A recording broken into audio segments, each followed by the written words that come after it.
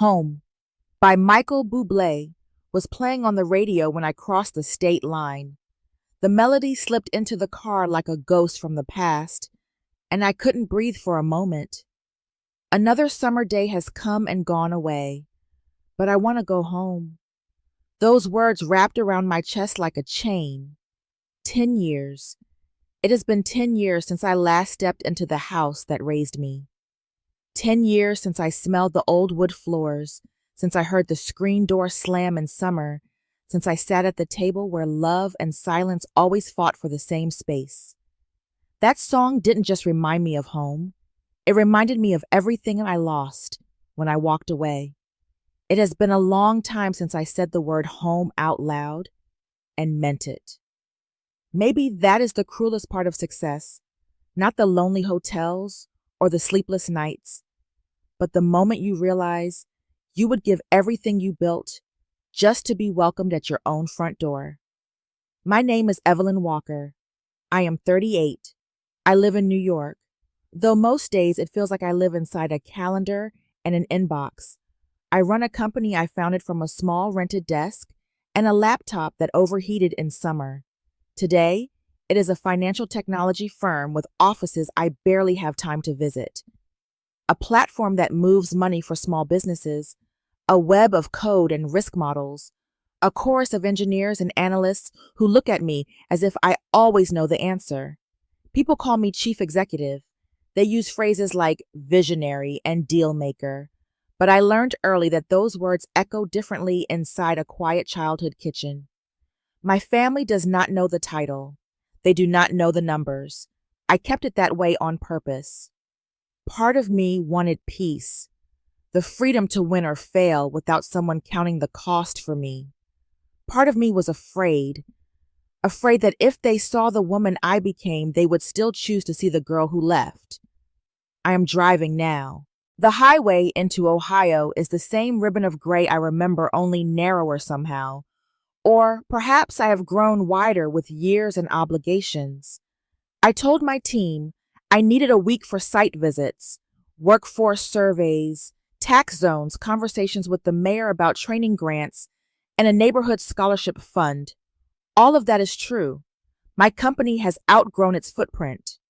Costs are rising. I'm looking for a place that needs us as much as we need it. My birthplace keeps appearing on the short list, not for romance but for logistics. Land talent, a town that wants a reason to stay hopeful. Still, this trip is not just business. It is a test. Maybe it is my last attempt to find a way back.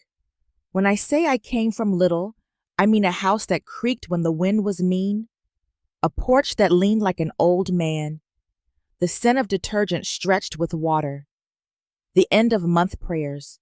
My father's boots had slept by the door. My mother's hands never seemed to rest. They loved us the way tired people love, in casseroles and car rides and stern warnings about how the world can swallow girls who think too highly of themselves. And then there were the comparisons. They meant well. I know they did, but the words landed like gravel. Why can't you be more like Evelyn? She studies without being told. She will be somebody. Pride curled in my chest, and guilt bloomed right beside it. Bianca's eyes went hard when the praise slid across the table toward me. Mia tried to become invisible, and Rachel, the little one, learned the shape of our family through those lines. One tall pillar, two shadows. I did not understand that the gold placed on one child can weigh on the others like iron. I remember the night I told them I was leaving. The living room smelled of wood smoke and lemon cleaner. I had an opportunity in New York, a program that would pay me barely enough to survive, but promised I could learn to build products that mattered. I said the words carefully, like carrying a glass of water across a crowded room. My mother's face folded with worry. My Aunt Carol's mouth pulled thin. A woman needs stability, Evelyn. A city is no place to chase fantasies. Bianca let out a laugh that was not really a laugh. I stood there with my small suitcase waiting for a blessing that never came. I walked out to the curb to meet a bus that arrived late and left on time. Years stacked up. I fell and bled and got back up.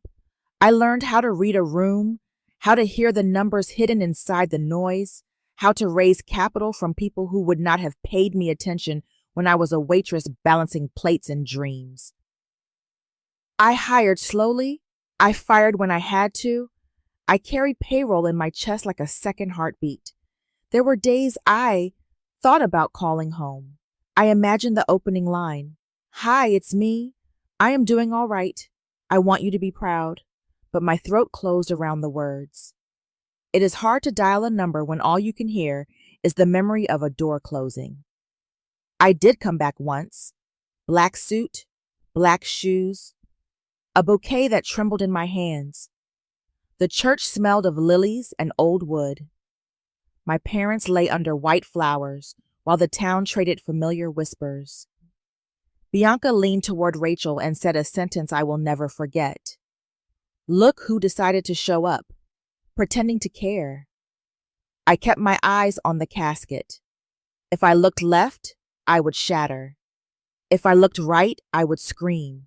Mia squeezed my fingers so gently I barely felt it. I'm glad you came, she whispered, and that thread kept me from drowning. I left the next morning before sunrise. The sky was the same color as the suit I wore. No one asked me to stay. That picture has lived behind my ribs for a decade. Cruel words, colder eyes, a farewell without a single invitation back. So I poured myself into work. It is amazing how achievement can be a very elegant hiding place. Deals, launches, audits, board meetings. The louder the world became, the easier it was to silence the small voice that asked for something simple. A seat at a table with people who know your middle name and your worst day and love you anyway. And now, here I am, back on a road that knows my tires by memory. I told the city I am exploring an operations center, a training pipeline with the community college, a fund for first-generation students. All of that is true. What I did not tell them is the part that steals my sleep. I'm going to see my sisters. I'm going to knock on a door I once slammed. I'm going to walk into a house that has not heard my footsteps since the day I was treated like a guest at my own family. I do not know how they will greet me. Perhaps with polite small talk. Perhaps with the old sharpness that cuts before it speaks. I have practiced my lines in the mirror like someone preparing for a trial. I will tell them I am in town for meetings. I will say I am between projects that I needed quiet. I will watch how their faces change when they believe I have nothing to offer but myself. This is the part I have not admitted to anyone. Not to my board, not to my friends who think I am made of steel. I am not coming back to display what I have. I am coming back to find out what we have left. If there is anything at all. The sign for my exit appears. The letters faded, the arrow familiar. I roll down the window and let the air of my childhood rush in, sweet and dusty like closets and summer rain. I whisper a promise only the wind can hear. I will be honest, even if honesty means pretending I am ordinary for a little while longer. I will ask for nothing and see who offers something anyway. Home is a dangerous word when it has hurt you. But I am here, and before this week is over, I will know exactly where I stand, with the town that raised me, and with the family who taught me how love can go quiet. I didn't come back because I missed home. I came back for another reason, a reason that had less to do with memory and more to do with truth. The road narrowed as I drove deeper into Ohio. The sky stretched wide, pale, and empty. I was behind the wheel of a rented pickup, old, loud, the kind of vehicle that coughed every time I touched the gas. It fit the story I needed them to believe. My clothes were plain, just a gray sweater, faded jeans, shoes that had seen better days. I wanted to look ordinary. I wanted to look defeated. The town appeared before me the way a photograph fades with time. The same diner on the corner, but the sign was chipped. The gas station where my father used to buy coffee, the windows now covered in dust. The high school football field, grass growing wild through the cracks. Everything looked smaller than I remembered. Or maybe I had grown larger with distance. When I pulled onto the street I once called mine, my chest tightened. The houses leaned against one another like tired old men. Children's bikes lay rusted on porches. And then I saw it, the house I grew up in. The paint had peeled, the shutters hung loose. The yard, once my mother's pride, was now wild with weeds. The porch sagged as if carrying the weight of every silence spoken there. I parked at the curb. For a moment, I couldn't move. My hands stayed on the steering wheel, knuckles white. I whispered to myself, "Just breathe, Evelyn." Then I opened the door and stepped onto the cracked sidewalk. The air smelled of damp leaves and old wood. It smelled like memory. The screen door creaked when I touched it. And then I was inside. They were all there. The room fell quiet the moment I entered. Eyes turned, each pair different, each gaze sharper than words. Bianca was the first face I saw. Her arms folded across her chest, her eyes hard cold, like glass ready to break. And then the smirk. The kind of smile that cuts instead of warms. "Well," she said, voice dripping with sarcasm, "look who finally decided to come back." My stomach dropped. Her tone hadn't changed in 10 years. Before I could answer, I felt arms around me. Mia. Her embrace was trembling, desperate, as if she'd been waiting her whole life for that moment. "I missed you so much, Evelyn," she whispered. Her eyes were wet. Her hands clung to mine as if letting go would mean losing me again.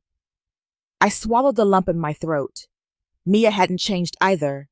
Still gentle, still carrying hope even when it hurt her. Then I noticed Rachel, my baby sister, no longer a girl. She stood a little apart from the others, arms tight around herself. Her eyes moved up and down, studying me, curious but distant. "So, you're back," she said softly. Not cold, not warm, just uncertain. Half invitation, half warning. And then Aunt Carol. She sat in the corner, lips pressed tight, her gaze running over me like a checklist. Her husband, Uncle Mike, leaned back in his chair, arms crossed. Neither stood to greet me. Carol tilted her head and murmured to him, not quietly enough. "She looks tired," not what I expected from someone living in New York. Mike just grunted, his eyes never leaving me. I felt the weight of their judgment pressing down like a hand on my chest. I forced myself to step further into the room. The floor groaned under my shoes. I sat on the edge of the couch. The same couch from my childhood fabric, now worn and threadbare. Everyone else remained standing as if I were a guest, or worse, an intruder. The silence was suffocating. I broke it with a smile that didn't reach my eyes. "It's good to see you all," I managed. No one answered. Bianca only raised an eyebrow. Rachel shifted on her feet. Carol's lips twitched, but no words came. Mia finally spoke, her voice soft. "Are you staying long?" I nodded. "For a little while." But the truth underneath my words was heavy. They didn't ask how I had been. They didn't ask what I had seen or built or carried all these years. All they saw was a woman returning with nothing to her name. At least, that is what they believed. The air in that living room was thick with unspoken thoughts, suspicion, judgment, curiosity. And I sat there forcing myself to stay calm, forcing myself to play the role, because I needed to see them as they truly were, before they saw me for who I really am. It didn't take long for the first test to come. Not a grand moment, not a fight or a confession, just a chair, a table, and the sound of plates meeting wood. The kitchen looked smaller than I remembered. The light over the table hummed like a tired bee. Steam drifted from a pot that had seen better years. I sat where I used to sit as a girl, only now the chair creaked like it knew my weight was not just bone, but history. No one spoke at first. Knives and forks tapped. Glances slid across the table like shadows. I folded my hands in my lap and chose the story I needed to tell. The humble one. The one that would show me who they really were. New York has been difficult, I said. The words felt like stones. I needed to step away for a while. I lost some footing. I'm between things. Silence. Then Bianca's laugh, small, sharp. So, the city chewed you up and spat you out. She reached for the salt the way some people reach for a weapon. I can't say I'm surprised. I kept my eyes on the mashed potatoes, let the comment pass through me like cold air. If I answered too quickly, I would lose the test. Mia's hand brushed mine under the table. I'm sorry, she whispered. Her voice trembled. I'm glad you're here. I turned to her and let my face soften. That was all I needed to remember about Mia. She always found a way to choose compassion, even when it cost her. Across from me, Rachel shifted in her chair. She studied me the way a person studies a map they no longer trust. So, what are you going to do now? Not cruel, not kind, just careful, half curious, half measuring. I'll figure it out, I said. I need a little time, somewhere quiet to think. I'll look for something in town. Anything, really. I can help around the house until I'm steady. Aunt Carol set her fork down with a click. Well, she said, eyes narrowing, at least you came back before you ended up on the street. She tilted her head as if I were a dress she might return. You'll need to make sure you are not a burden here. We all carry enough. Uncle Mike kept chewing. He didn't look at me, not fully, but I felt the weight of his judgment like a hand on my shoulder. I nodded as if I agreed. I won't be a burden, I said. I can take the early mornings, groceries, repairs, whatever you need. Bianca's mouth curled. Repairs, she repeated, tasting the word. You always were good at fixing things. That you broke. The old light hummed louder. I set my spoon down, gently, the way you place a flower on a grave. Then I breathed. In, out, hold, release. I'm not here to make trouble, I said. My voice was steady, softer than I felt. I just need a little space to get back on my feet. Mia's chair scraped as she leaned forward. You can stay, she said quickly. With me? If you want. The back room is small, but it's clean. I can make it ready tonight. Bianca's eyes flashed. Of course you'll say that she shot back. You always did try to play saint. Mia recoiled, then gathered herself. I'm not playing anything, she said. She's our sister. I wanted to take her hand again, but the room had turned into a stage, and every movement meant more than it should. Rachel cleared her throat. If you're staying, she said, you should know. The town isn't what it was. Jobs are thin. People talk. You'll hear things. She paused. You might not like them. I know how to live with noise, I said. I've done it for years. Aunt Carol dabbed at a spotless corner of her mouth. If you plan to find work, she said, you may want to start by being honest about your skills. Her eyes flicked to my sweater, my shoes. People here can smell a story that doesn't add up. I can do most things, I answered. Numbers, paperwork. I can learn fast. I can take whatever shifts no one wants. Bianca shrugged. There's the diner. There's the warehouse by the river. They pay what they can. She looked at me a long time, assuming you're willing to actually stay. I met her stare and let the moment hold. I'm here, I said, for now. The clock over the stove ticked like it was listening. I tasted the metal of the fork. I felt the years between us reach across the table and take their seats. Mia broke the silence again. Do you have enough for the week? She said it softly, careful not to embarrass me. I can help. Bianca rolled her eyes. Let her figure it out, she said. She's always had such big plans. Rachel's gaze slid to the window. I can ask at the store, she offered. It's not much, but it's something. I placed my hand over hers. You don't have to, I said. I'll manage. Because I would, because I always had, and because this was not about money. It was about mirrors, about who they chose to be when they thought I had nothing. When the plates emptied, the talk thinned. Bianca leaned toward Rachel and whispered something that made both of them smirk. Aunt Carol stacked dishes with quick, efficient movements, the choreography of a verdict. Uncle Mike stood and stretched like a man clocking out. I gathered the glasses. I'll wash, I said. No one argued. The water ran hot. Steam lifted around my face. Mia stood beside me with a towel, passing plates, catching drops. We worked the way sisters work when they remember how. I meant it, she murmured. You can stay with me. I know, I said. Thank you. Behind us, Bianca's voice floated back into the kitchen. If she's staying, she should pay rent.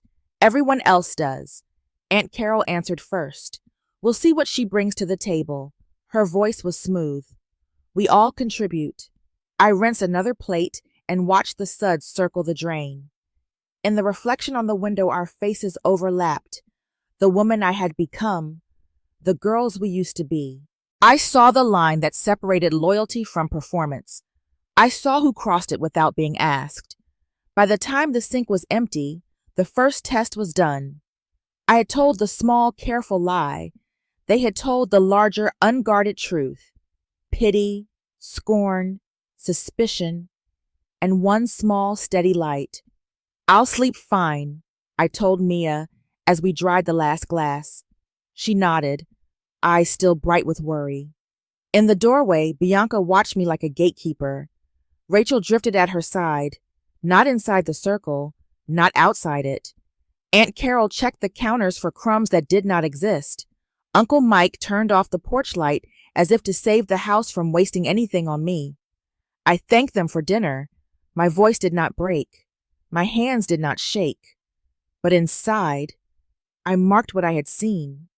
The test had only begun, and already the answers were speaking for themselves. I told half a truth, just to see who would stand beside me. That thought stayed with me all day.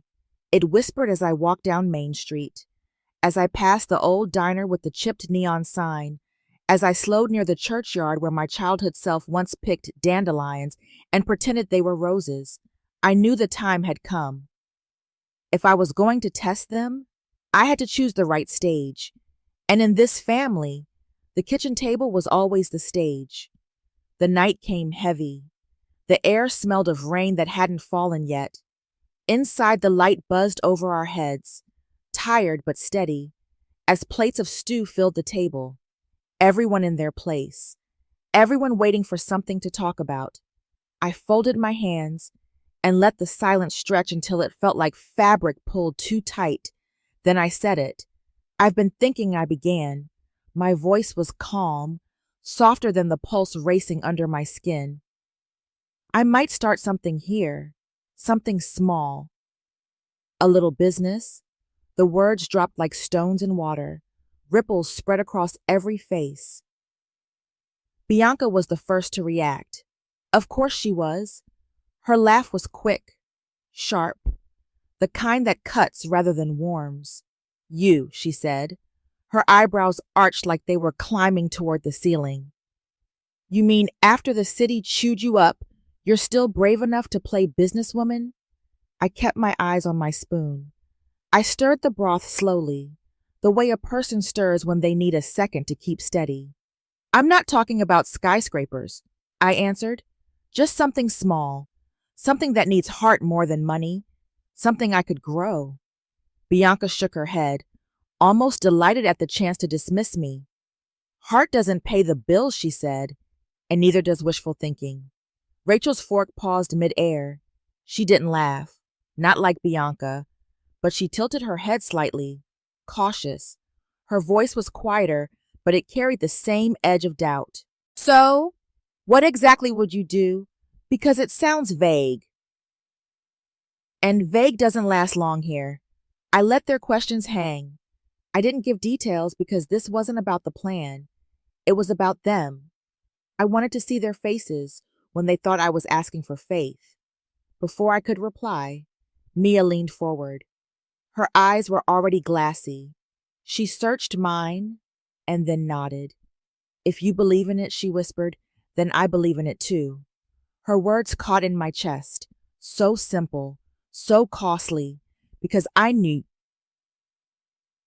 what it took for her to say that in front of the others. Bianca scoffed. Of course, she said, her lips curling.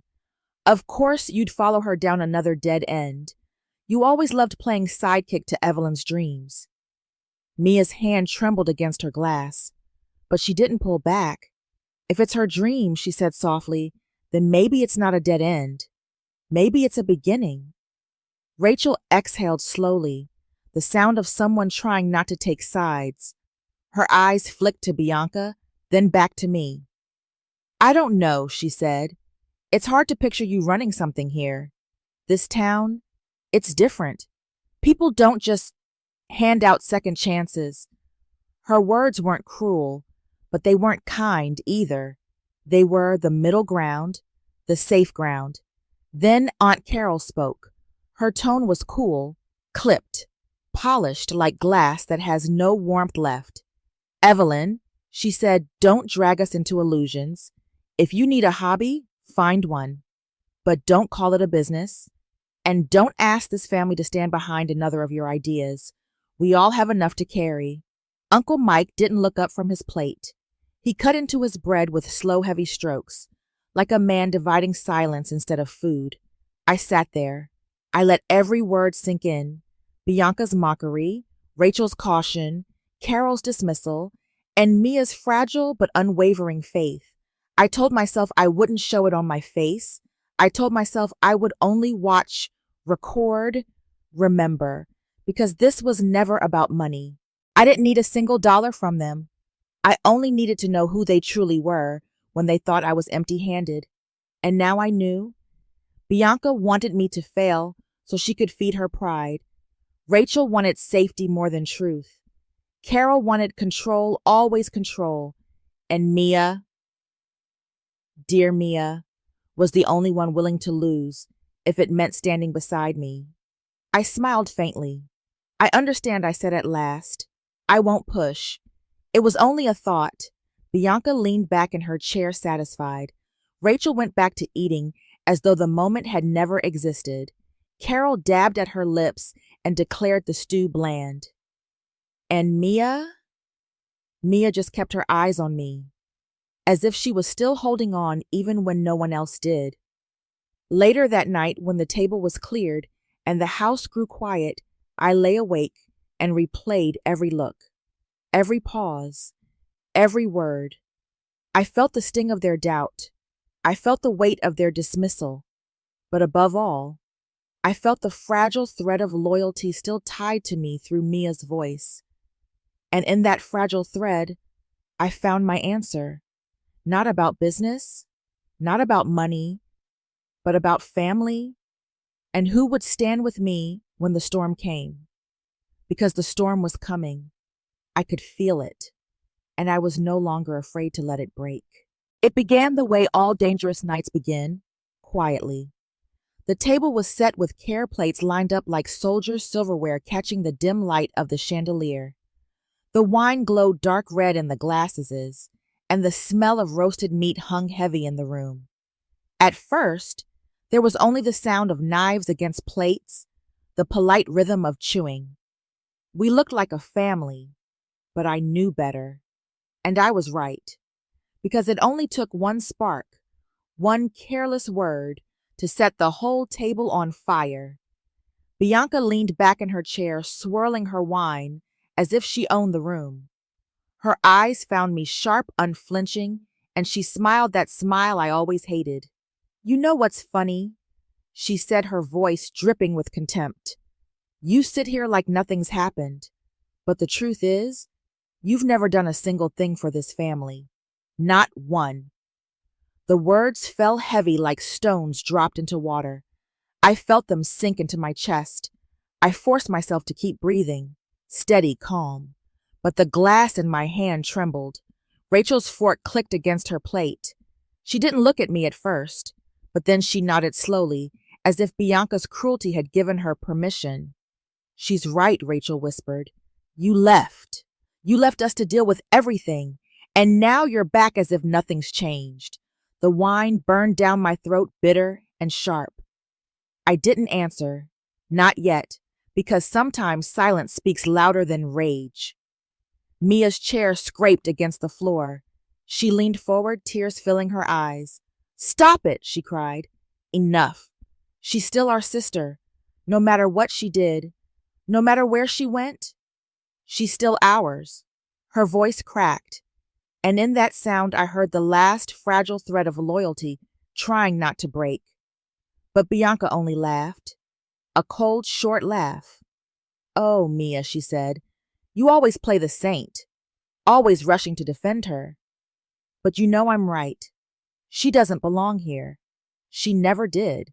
The room tilted just slightly, as if the walls themselves were listening. I saw Aunt Carol lower her fork with a deliberate clink. She dabbed the corner of her mouth with a napkin that was already spotless, her eyes narrowing like a judge about to deliver a sentence. "Bianca may be harsh," she said softly, "but she's not wrong. People who fail need to know their place. Better to accept the truth than to pretend otherwise." Her husband, Uncle Mike, didn't even pause in his chewing.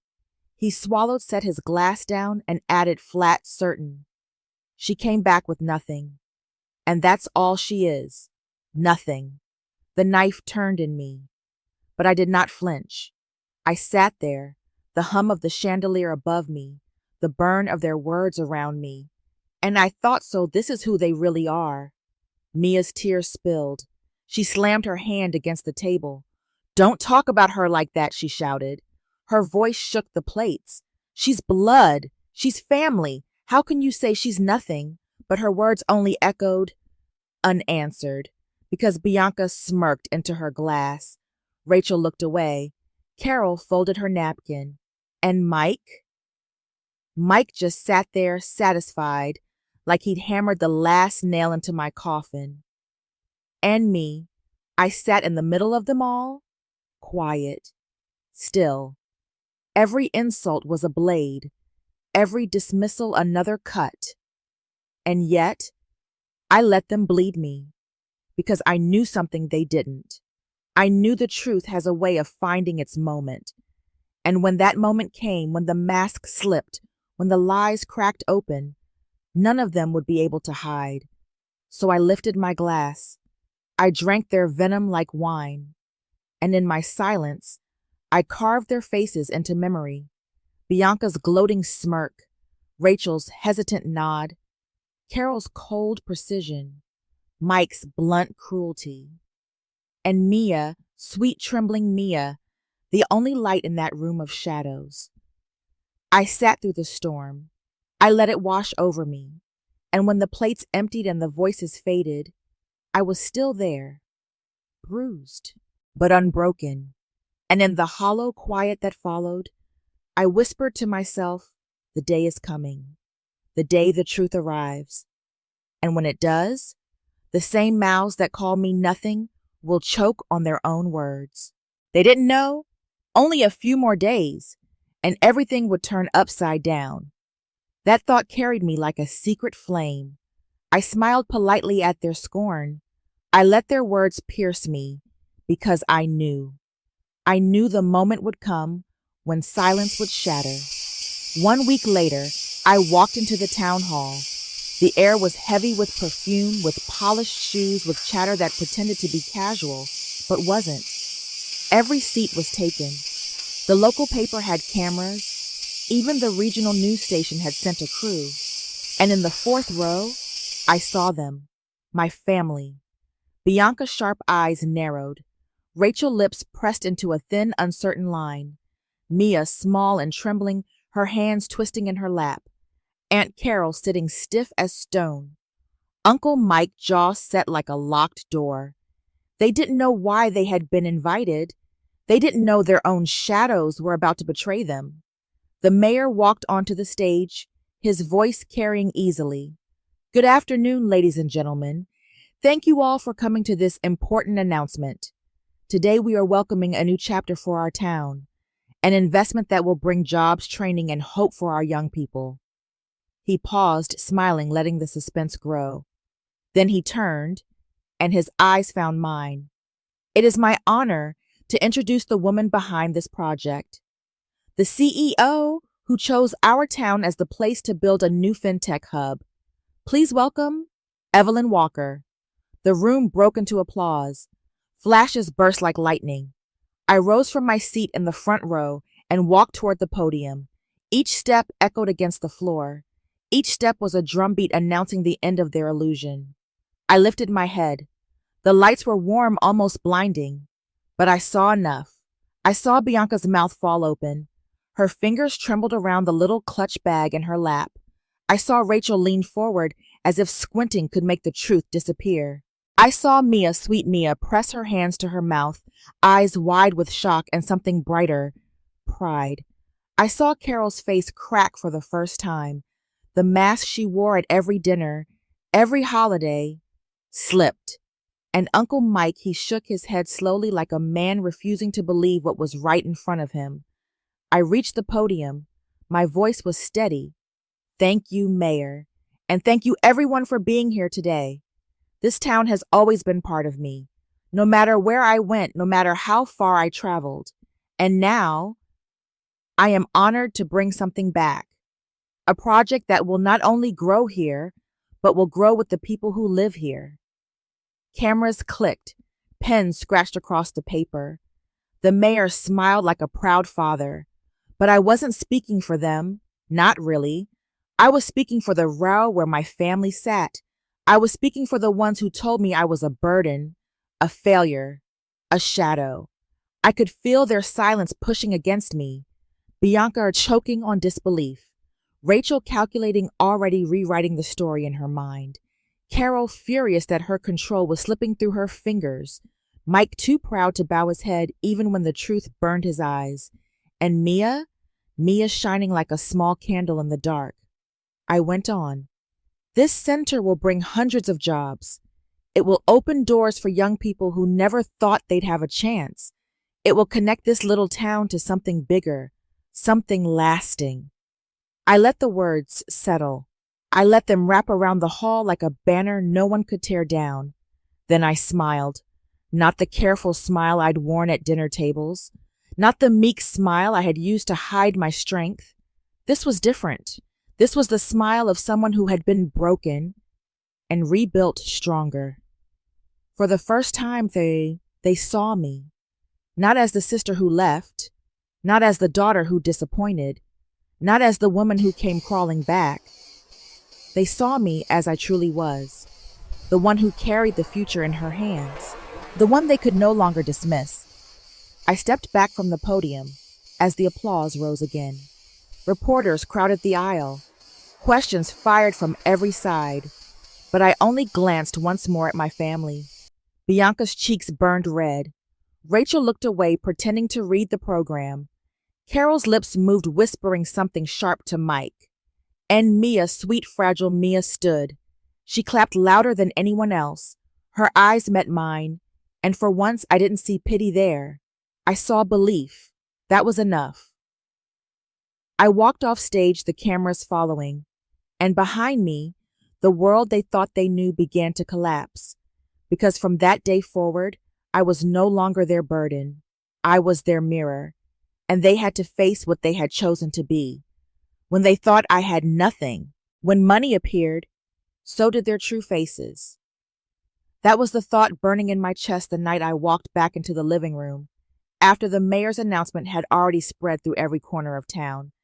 The name Evelyn Walker, the title CEO, the promise of a fintech center that could change this place forever, and suddenly, silence. Then whispers.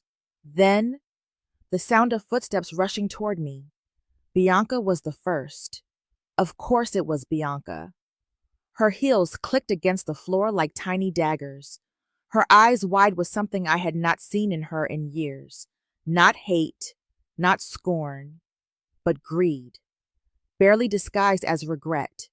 She reached for my hand, the same hand she once slapped away at our parents' funeral.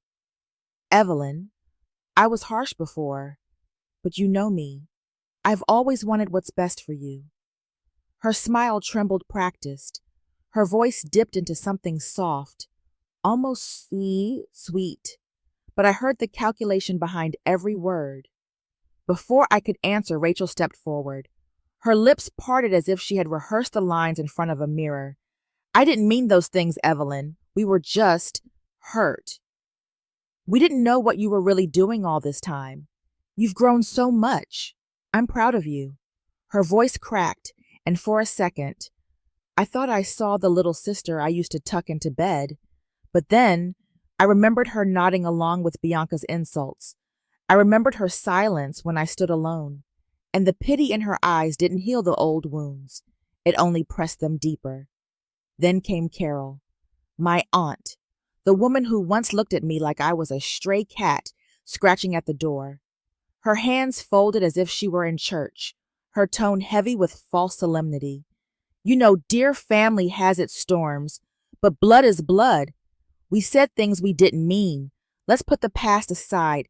Start fresh, together. And behind her, Uncle Mike nodding like an obedient echo. Exactly. We've always supported you. In our own way. Their words fell over me like cold rain. Insistent, unwanted.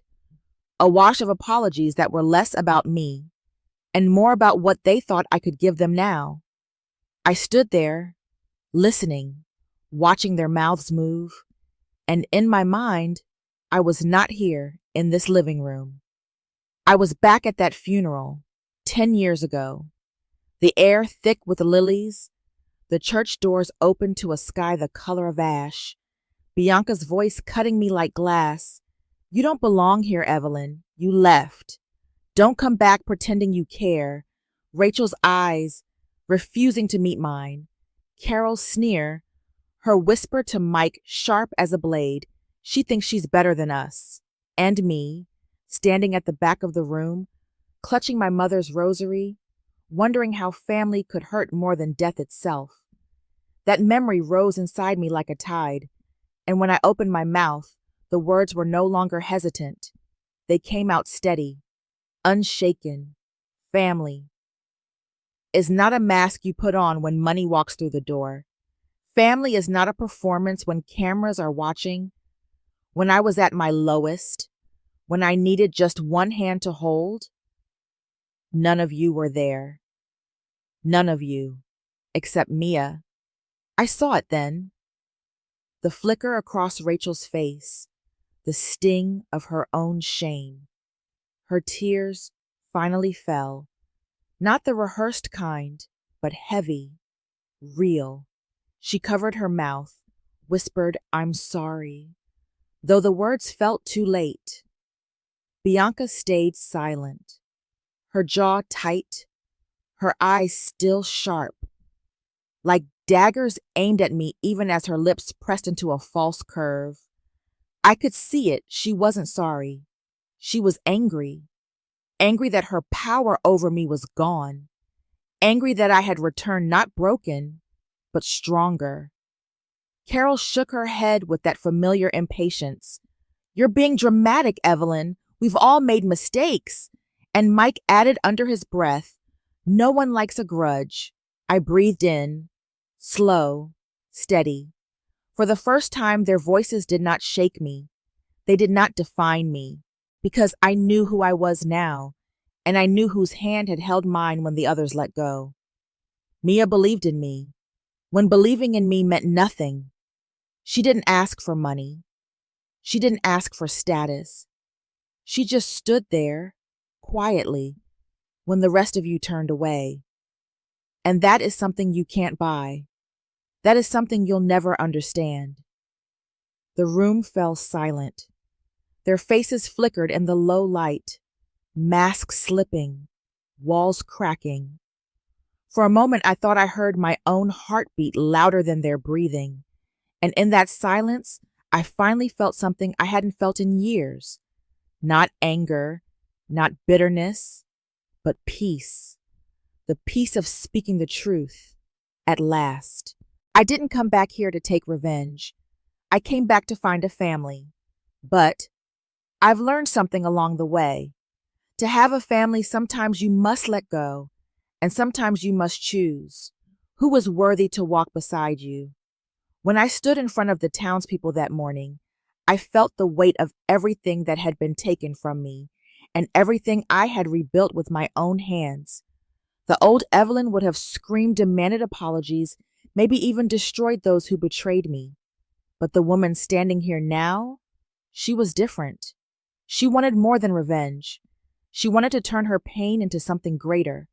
So I told them about the scholarship fund I had created, a fund in honor of my parents, for children in this town who dreamed of education but never had the chance. I saw mothers wiping tears from their eyes. I saw fathers squeezing their sons' shoulders. For the first time, I felt like I was giving back more than I had lost. But I didn't stop there. I used part of my investments to open new businesses in town, small workshops, local stores, places that could hire women, single parents, and the young people who had been drifting with no direction. The doors opened, and so did their hope.